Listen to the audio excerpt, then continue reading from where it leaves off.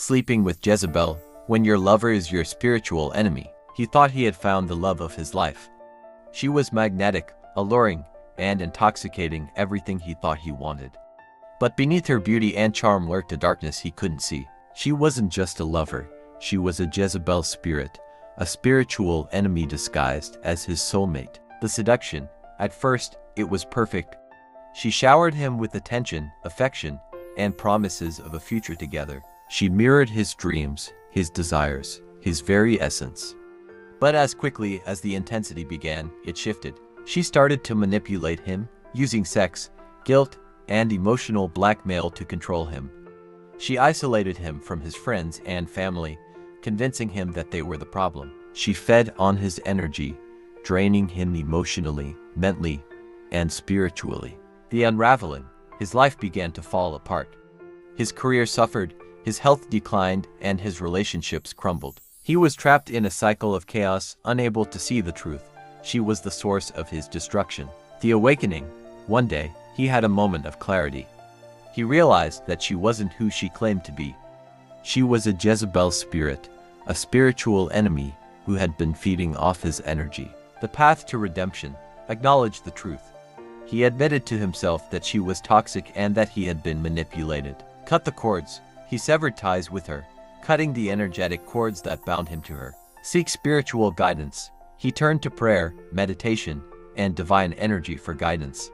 He asked for forgiveness and strength, trusting that the universe would lead him to a better path. Heal the wounds. He faced his past traumas, one by one. He cried, screamed, and healed as he went.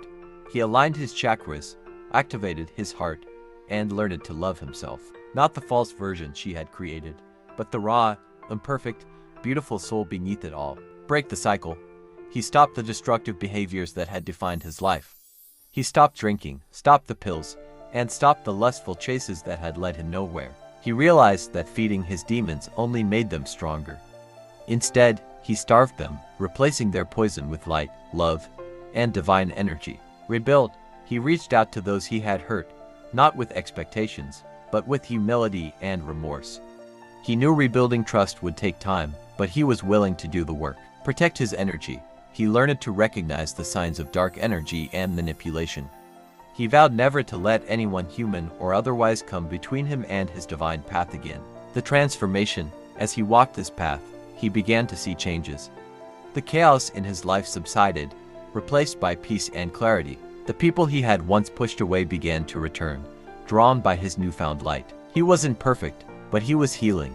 And with each step, he reclaimed a piece of himself. The lesson: not everyone who comes into your life is who they seem.